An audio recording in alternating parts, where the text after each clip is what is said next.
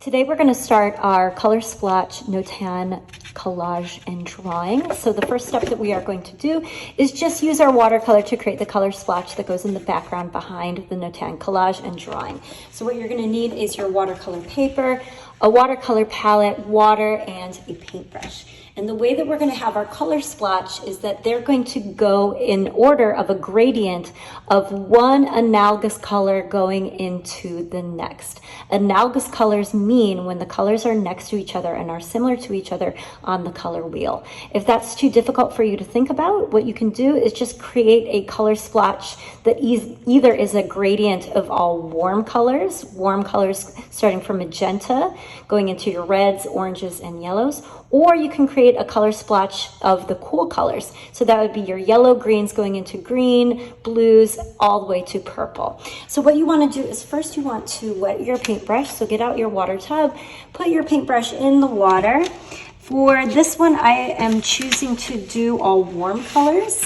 So I'm going to look at my color palette and choose all warm colors. Now the way that we're going to put our color splotch is we're going to have it go all the way almost to the border of our paper, just leaving about a 2-inch border.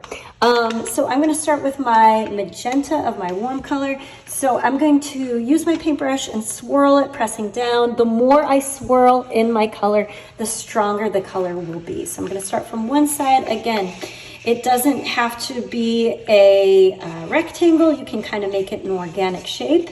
I'm going to stop right there. I'm going to clean out my brush, go on to my next color of the color wheel, the analogous color being red. So I'm going to look for my red. I'm going to swirl my paintbrush in the red. The more I swirl, the more intense the color is. I'm going to slightly overlap my magenta with my red color. That way, those two colors mix together and make a gradient. So once I have my red and it's going towards the border, then I'm going to go ahead and look for my red orange.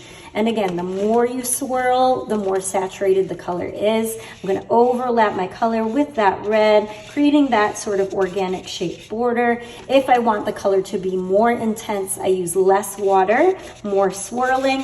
If I want the color to be lighter, I use more water, less swirling.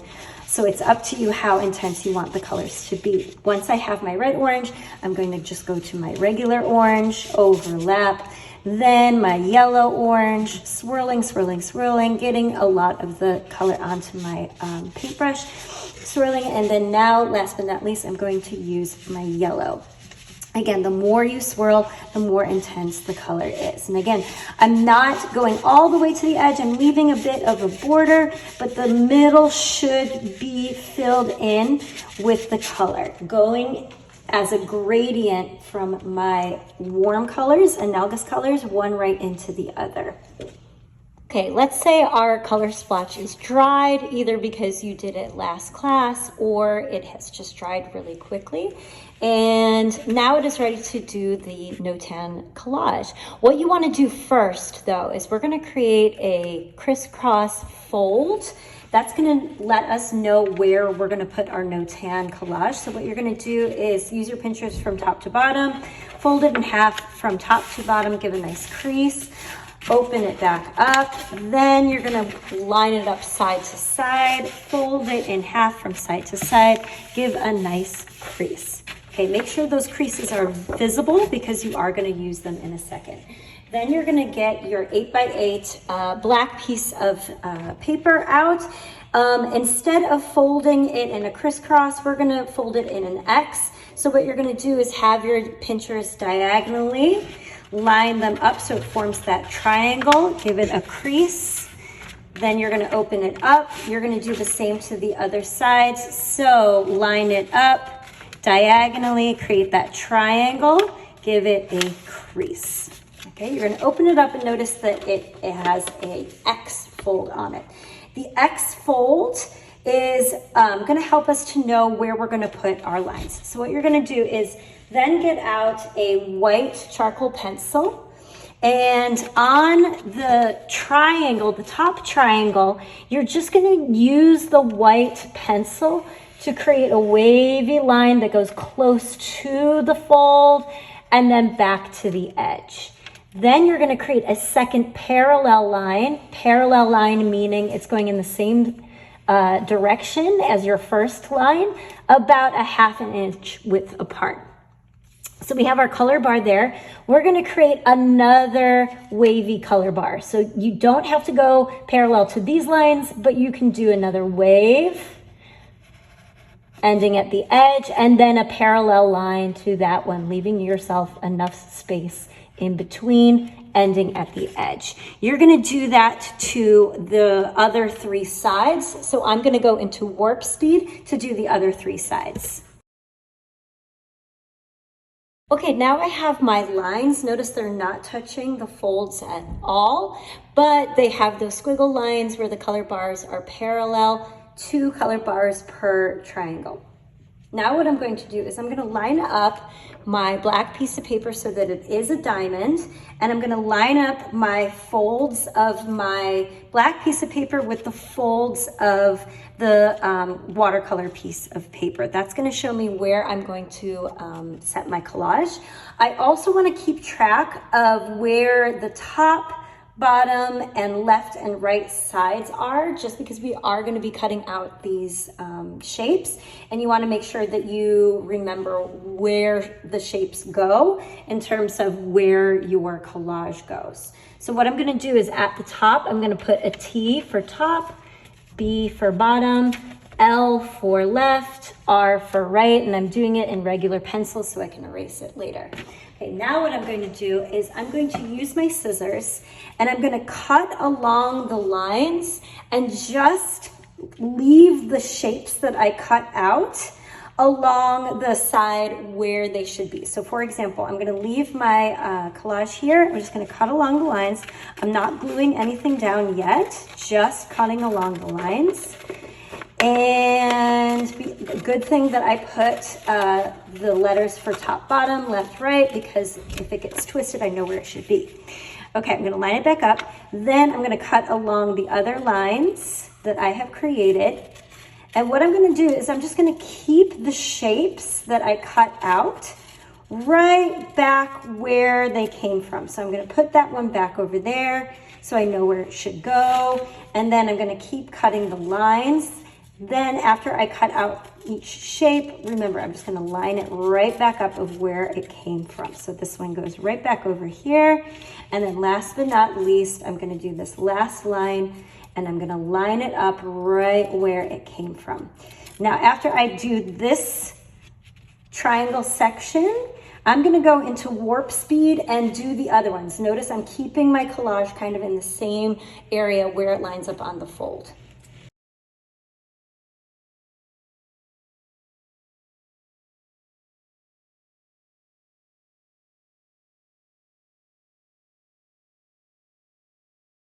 Okay, notice that I have all my lines cut, but I've kept them in the order that they were originally drawn.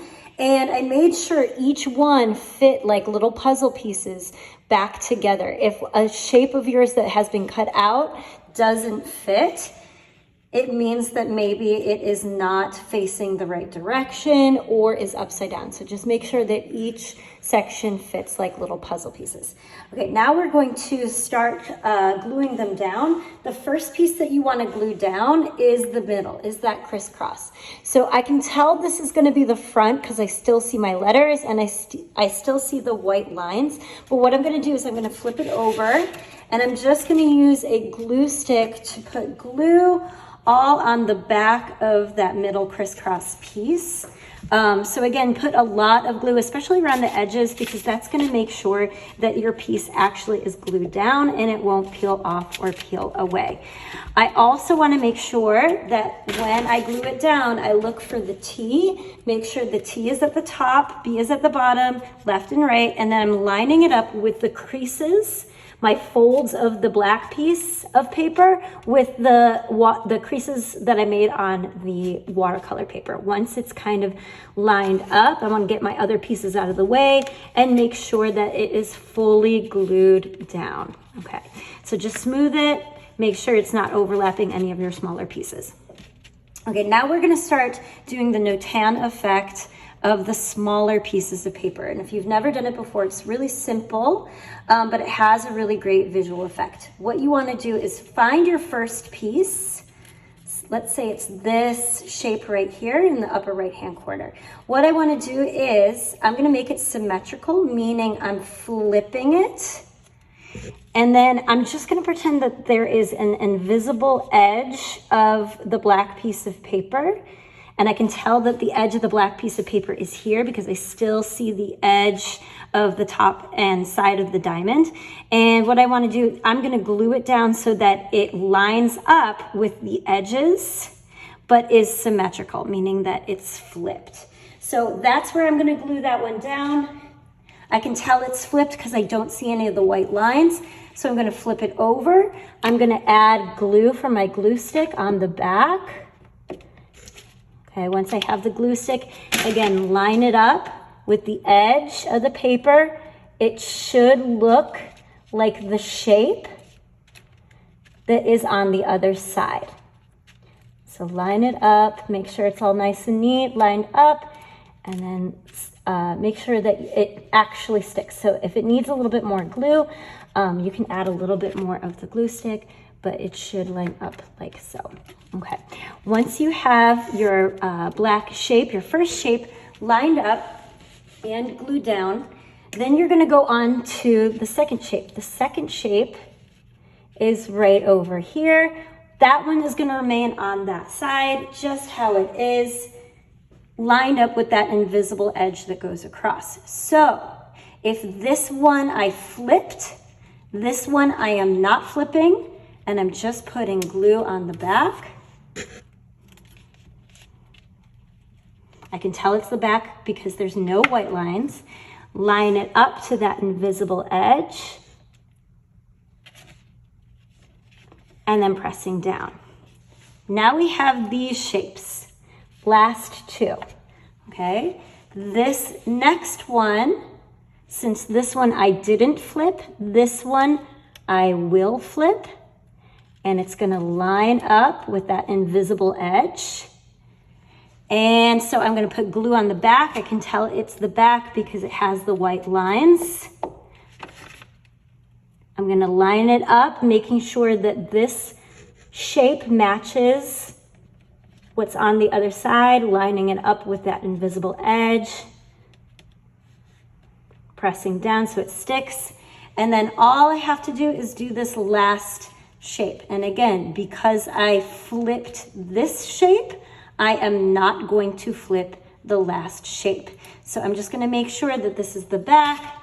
The back doesn't have white lines. I'm gonna line it up to that invisible edge.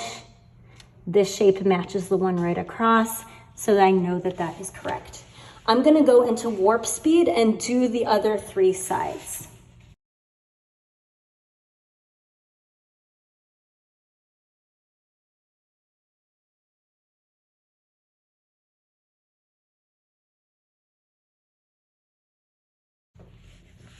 Okay, hopefully that worked for you. And just remember, if it doesn't look like this shape is the mirror image of this one, then something's a little off. But you should have flipped the first one, left the second one, flipped the third one, left the fourth one for all four sides. Okay, now's the fun part where you get to be a little creative and use the Sharpies to add all different sort of patterns within the Notan and just outside of it. So what you're gonna do is for each kind of blank negative space, you're just gonna take a Sharpie and you're just going to put a line that divides that space in two. You can do it for each one of these shapes. Again, I'm going to go into warp speed and do my others. Okay, now you get to choose whatever sort of patterns you want to add in between those two lines. So you can get creative, you can use checker patterns, you can use dots, you can use lines. However you want to add some pattern on either side of those lines to just break it up and bring some interest. So again, I'm going to go into warp speed and add some patterning in my lines.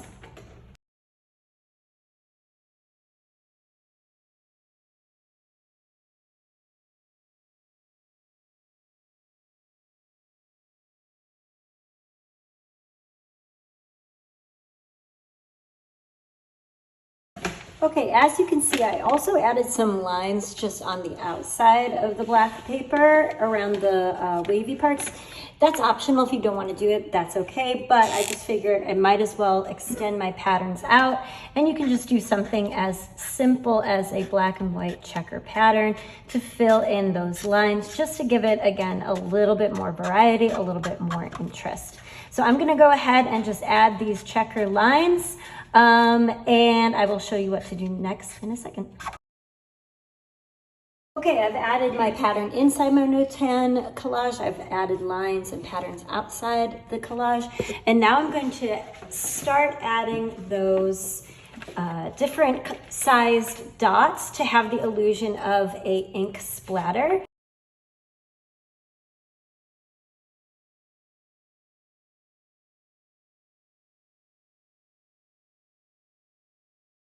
Okay, I think I've finished. I have my color splotch, I have my Notan collage, I have my patterns between the negative and positive space, and I have my fake ink splatter, so I am done. I hope you had fun making this project, and I can't wait to see what you make.